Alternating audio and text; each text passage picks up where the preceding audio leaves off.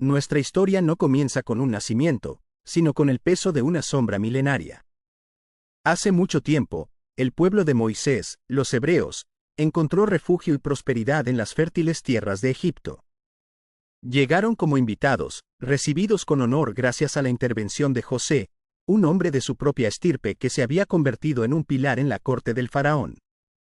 Bajo esa gracia inicial, la comunidad creció y se multiplicó, sus familias florecieron y su presencia se volvió fuerte y notable en la nación del Nilo. Sin embargo, el tiempo, que todo lo borra, trajo consigo un cambio cruel. Subió al trono un nuevo faraón, un monarca cuyo corazón no conocía la historia, ni la gratitud, ni el pacto con José. Para él, la creciente vitalidad de los hebreos no era una bendición, sino una amenaza inminente y peligrosa. Temía que su número masivo pudiera, en un momento de crisis, volverse contra el imperio que los albergaba. Fue entonces cuando la hospitalidad se transformó en tiranía. Por orden real, el pueblo elegido fue abruptamente despojado de su libertad y forzado a la esclavitud. Con una crueldad metódica, fueron sometidos a labores extenuantes. Sus espaldas se encorvaron bajo el peso de ladrillos y argamasa, y sus manos agotadas construyeron ciudades enteras de almacenamiento y suministro para la gloria de un imperio que ahora los odiaba. El látigo egipcio se convirtió en el único sonido que marcaba el paso de sus días. Este es el telón de fondo de terror, de desesperanza y de opresión absoluta. El mundo en el que la vida de Moisés estaba a punto de irrumpir. A pesar de la brutalidad de los capataces y el peso intolerable de la esclavitud, el pueblo hebreo, de manera inexplicable y obstinada, continuaba multiplicándose. La opresión, lejos de aniquilarlos, parecía fortalecer su resistencia. Este fenómeno solo sirvió para exasperar aún más al faraón, cuya ira y miedo alcanzaron un punto de quiebre. El simple trabajo forzado ya no bastaba para controlar a esta población creciente. Fue entonces cuando el monarca, sentado en su trono de poder absoluto, emitió una orden que helaría la sangre, un decreto de infanticidio. Una directriz terrible, diseñada para golpear al pueblo en su futuro mismo. La orden era clara y despiadada. Todo niño varón hebreo que naciera debía ser arrojado al río Nilo para que se ahogara. El objetivo era doble: sofocar cualquier posibilidad de que surgiera un líder o libertador entre los esclavos, y, al mismo tiempo, reducir drásticamente su número hasta la sumisión completa. Un silencio de terror se abatió sobre las humildes moradas de los hebreos. Cada embarazo se convertía en una agonía secreta.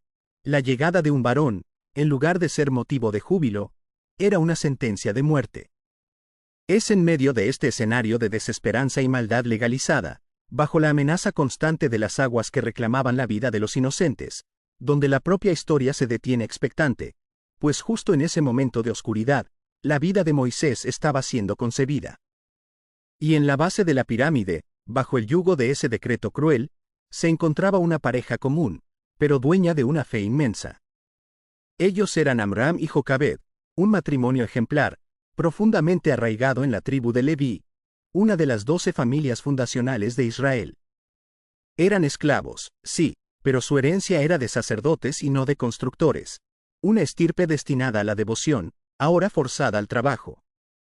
Ya eran padres de 2 niños, la pequeña Miriam, de espíritu observador, y a Aarón, quien se convertiría en un orador nato. Jocabed, la madre, fue la encarnación misma de la resistencia silenciosa. Cuando concibió a su tercer hijo, sabiendo la sentencia que pendía sobre un varón, ella no se rindió a la fatalidad. El niño nació, y su belleza, su singularidad, fue la primera señal de que no era un bebé cualquiera. Dicen los relatos que era un niño, hermoso a los ojos de Dios. Su apariencia extraordinaria reforzó la convicción de sus padres: esta vida no podía ser entregada a las aguas por miedo al faraón. Movidos por un coraje que superaba el miedo a la pena de muerte, Amram y Jocabed se lanzaron a un acto de rebeldía doméstica. Durante 3 meses, mantuvieron la existencia de su hijo en el más estricto y peligroso secreto. Cada llanto sofocado, cada respiro oculto, cada paso en la casa era una prueba de su desafío al poder absoluto de Egipto.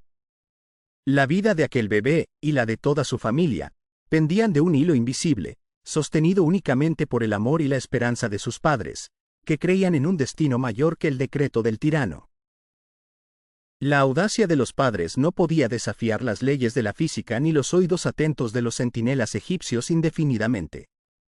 El bebé creció, sus arrullos se hicieron más fuertes y sus llantos, más difíciles de acallar. Después de 3 meses de vivir al borde del descubrimiento, Amram y Jocabed se enfrentaron al momento más doloroso de su resistencia. El secreto ya no podía ser mantenido en las paredes de su humilde hogar. Guardar al niño significaba una muerte segura para toda la familia. Con el corazón destrozado, Jocabed concibió un plan que era a la vez un abandono y un acto supremo de fe. Tomó una cesta sencilla de juncos, la misma caña que crecía a orillas del Nilo, y dedicó horas a sellarla meticulosamente. Cubrió el interior y el exterior con asfalto y brea, transformándola en una pequeña arca flotante, impermeable y resistente, una miniatura de las grandes barcas egipcias, pero destinada a un propósito muy diferente. Con manos temblorosas, colocó a su hijo, su tesoro oculto, dentro de aquella diminuta cuna flotante. No era una simple balsa. Era una plegaria en sí misma, confiando el destino del niño no a la voluntad del faraón, sino al poder incontrolable del gran río. Pero el amor no abandona fácilmente. No dejarían que el niño se fuera solo. La hermana mayor, Miriam, una niña con la madurez forzada por la opresión, fue apostada en la orilla del río. Oculta entre los altos carrizales, su misión era ser los ojos de sus padres, la única conexión tangible con el destino incierto de su hermano. El viento acariciaba el agua mientras la pequeña arca se alejaba flotando. La familia entera vivía ahora pendiente de una frágil cesta de juncos, esperando contra toda lógica que el Nilo, el mismo río que el faraón había convertido en tumba, se convirtiera milagrosamente en un salvador. La diminuta arca de juncos, aquella precaria plegaria flotante, se deslizó lentamente por las orillas del río Nilo, hasta que el destino tejió un encuentro que desafió toda probabilidad. Sucedió que la hija del faraón, la princesa egipcia, descendió a la orilla del río en ese preciso momento, acompañada por sus doncellas, para cumplir con el ritual del baño. La misma orilla donde yacía el bebé condenado. Sus ojos se posaron en la cesta abandonada entre los carrizales. Intrigada por la presencia de un objeto tan extraño en ese lugar, envió a una de sus sirvientas a recuperarlo. Cuando la cesta fue abierta, la princesa se encontró cara a cara con la prueba viva del decreto de su propio padre, un bebé, un varón hebreo, llorando y visiblemente asustado. A pesar de que el edicto real exigía la muerte de ese niño, y a pesar de su conocimiento de la ley, el corazón de la princesa se conmovió de una manera profunda e irreversible. La visión de la indefensa criatura, abandonada a las corrientes, despertó una piedad que superó la obediencia a la corona. Ella comprendió al instante que aquella era una de las víctimas del terror de su padre. En ese acto de compasión real, su destino quedó sellado al del niño. Decidió adoptarlo, rescatándolo no solo de las aguas, sino también del genocidio. Y fue ella quien le otorgó el nombre que resonaría en la historia. Lo llamó Moisés, una palabra que en egipcio, según algunas interpretaciones, podría significar hijo o engendrado, o bien, según la tradición hebrea, significaba elocuentemente sacado de las aguas. Así, la vida del futuro libertador fue salvada por la misma casa que buscaba su destrucción. Mientras la princesa sostenía al bebé en sus brazos, su corazón ya cautivado por la compasión, un observador silencioso salió de su escondite entre los juncos. Era Miriam, la hermana mayor de Moisés, que había permanecido vigilante, viendo cómo su arriesgado plan se desarrollaba. Actuando con una mezcla de instinto protector y astucia sorprendente para su edad, Miriam se acercó a la hija del faraón. Con una calma que desmentía su terror, la niña se ofreció a la princesa con una pregunta crucial. ¿Quieres que vaya a buscarte una mujer hebrea para que te críe al niño, y así lo pueda amamantar por ti? La propuesta era brillante. La princesa, aunque deseaba al niño, no podía amamantarlo ella misma. El acuerdo fue sellado rápidamente por la necesidad. Miriam corrió de inmediato, sin revelar su verdadera relación con el bebé, y regresó con la persona perfecta para la tarea, su propia madre, Jocabed. En un giro asombroso que solo el destino podría orquestar, la madre que había arriesgado su vida para salvar a su hijo, ahora recibía el encargo de criarlo de manos de la realeza. El faraón había decretado su muerte, pero su hija, sin saberlo, no solo había salvado la vida del bebé, sino que ahora le pagaba un salario a la propia madre para que lo amamantara y lo criara. Moisés pasó sus primeros y cruciales años siendo nutrido en el hogar de su verdadera familia, bebiendo la leche de su madre y aprendiendo las tradiciones hebreas, todo ello bajo la protección involuntaria del palacio egipcio. Fue el más seguro y, a la vez, el más peligroso de los secretos. Cuando los años del amamantamiento concluyeron, y el niño Moisés fue lo suficientemente grande, se cumplió la segunda parte del acuerdo. La madre, Jocabed, cumplió su deber y entregó a su hijo biológico a la princesa egipcia. Moisés cruzó entonces el umbral del palacio de Faraón, dejando atrás la vida sencilla y la identidad hebrea que había conocido, para ser adoptado formalmente como hijo de la realeza.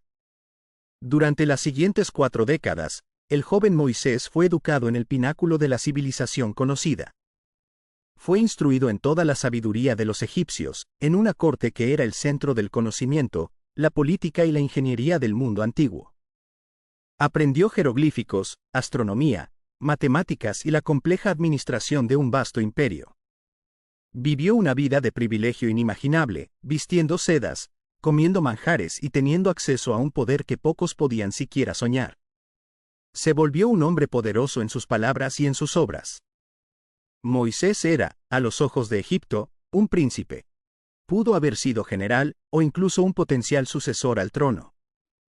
Sin embargo, bajo la capa de su formación egipcia, latía la verdad de su origen.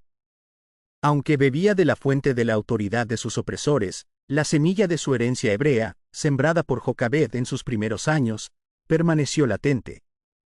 Este era un hombre dividido, un esclavo por sangre, un príncipe por adopción, formado para liderar a un imperio, pero destinado a liberar a los oprimidos. El exilio. Cuando Moisés alcanzó la madurez, se cuenta que tenía alrededor de 40 años, el esplendor de la vida palaciega dejó de ser suficiente para ocultar la verdad de su origen. Su educación real, que lo había dotado de la lógica y la comprensión del poder, lo impulsó a confrontar la miseria de su propio pueblo. Salió de los muros de oro del palacio para visitar a los hebreos en sus lugares de trabajo forzado. Fue una confrontación brutal.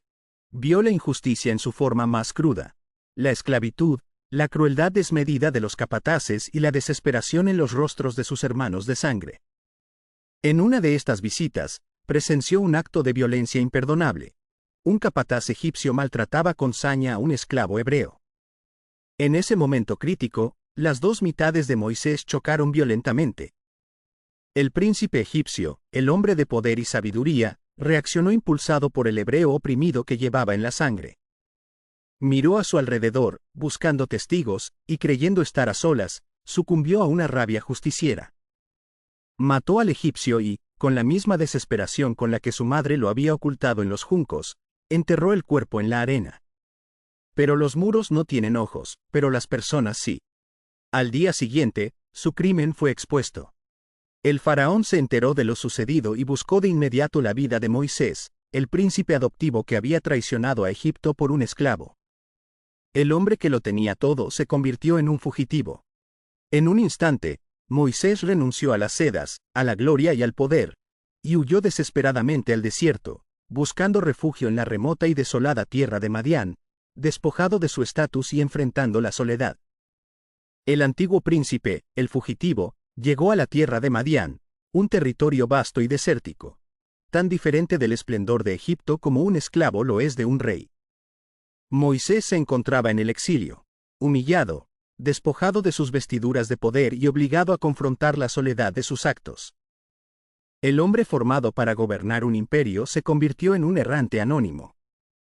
Fue en esta tierra seca donde, junto a un pozo, el punto de encuentro vital de la comunidad, defendió a un grupo de mujeres de la rudeza de otros pastores. Estas mujeres eran las hijas de Jetro, también conocido como Reguel, el sacerdote de Madián. Impresionado por la fuerza moral y la nobleza de este extranjero, Jetro lo acogió en su casa.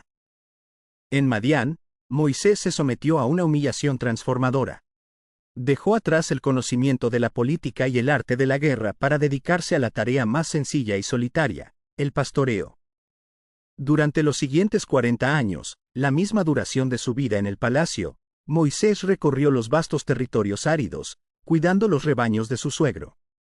Fue un periodo de silencio profundo, de paciencia y de forja de carácter, una escuela de humildad que ningún palacio o academia egipcia habría podido ofrecerle. Allí también formó su nueva familia. Jetro, reconociendo su valía, le entregó a su hija Séfora, o Sípora, como esposa. Juntos, tuvieron a su primer hijo, a quien Moisés llamó Gersón, un nombre que era un lamento elocuente. Significaba, extranjero allí, un recordatorio constante de su condición de exiliado. Más tarde nacería su segundo hijo, Eliezer. El hombre destinado a liberar a su pueblo pasó su vida adulta en el más completo anonimato, encontrando en el desierto la paz y la preparación que necesitaba para enfrentar su verdadero destino. La larga pausa en Madián no fue un retiro permanente, sino la preparación final y necesaria. Moisés ya era un hombre anciano, con 80 años de vida acumulada, 40 como príncipe y 40 como pastor. El tiempo del anonimato estaba por terminar. Un día, mientras conducía su rebaño a través de las vastas extensiones del desierto, llegó a la base del monte Horeb, la montaña de Dios. Fue allí donde ocurrió lo imposible. En medio de un silencio absoluto, una visión irrumpió en la realidad. Moisés se detuvo, asombrado, ante una zarza común que ardía con una llama viva y feroz, pero que, milagrosamente, no se consumía. El fuego resplandecía sin destruir su fuente. Al acercarse, una voz profunda y autoritaria surgió de las llamas, pronunciando su nombre. Aquella voz, la voz de Dios, se reveló a Moisés como el Dios de sus padres, el Dios de Abraham, Isaac y Jacob. Lejos de la pompa de los palacios y la sabiduría humana, el hombre humilde y curtido por el desierto recibió la misión que definiría su vida y la historia de su pueblo.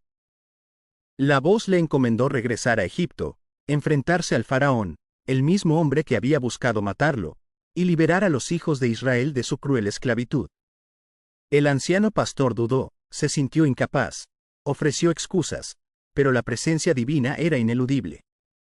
Finalmente, investido de un poder que superaba su propia fuerza, Moisés aceptó el desafío. Dejó su vida como pastor, tomó a su familia y a su cayado, y se dirigió nuevamente hacia la civilización. El hombre que había huido de Egipto como un asesino, regresaba ahora como el mensajero de lo divino, el elegido para cumplir la promesa de llevar a su pueblo a la tierra prometida. Reflexión. Hemos seguido el rastro de un destino tejido por la ironía. La vida de Moisés es un testimonio de que la grandeza a menudo florece en la contradicción. Imaginen al niño, rescatado por la misma mano que había decretado su muerte, criado bajo los techos de mármol y oro que simbolizaban la opresión de su pueblo. En sus primeros 40 años, Moisés no solo aprendió la sabiduría de Egipto, bebió de la fuente del poder, conoció la administración de un imperio, se formó para ser un gobernante. Adquirió todas las herramientas técnicas y estratégicas, pero aún no era el líder que el destino necesitaba. Su acto de violencia, el asesinato del capataz, fue el punto de quiebre. Fue la manifestación de un conflicto interno irresoluble, una lección amarga sobre la insuficiencia de la fuerza bruta y el peligro de la acción impulsiva. Este error lo llevó al exilio, a la pérdida total de su estatus y privilegio. Y es en el vasto silencio de Madián, durante sus 40 años como pastor, donde se encuentra la clave de su transformación. El desierto no fue un castigo, sino una escuela de humildad, paciencia y soledad. El hombre que había gobernado ejércitos aprendió a cuidar un rebaño. El que caminaba sobre alfombras, aprendió a leer las estrellas y a sobrevivir con lo esencial. Fue despojado de toda arrogancia y formado en la tenacidad silenciosa. Esta fue la forja de su carácter. El desierto lo preparó para entender la fragilidad y la obstinación de un pueblo errante. Finalmente, el encuentro en el monte Horeb, la zarza que ardía sin consumirse, no encontró a un príncipe impetuoso, sino a un pastor humilde y un hombre de 80 años, lleno de dudas y reticencia. Su respuesta inicial no fue la aceptación heroica, sino la incredulidad.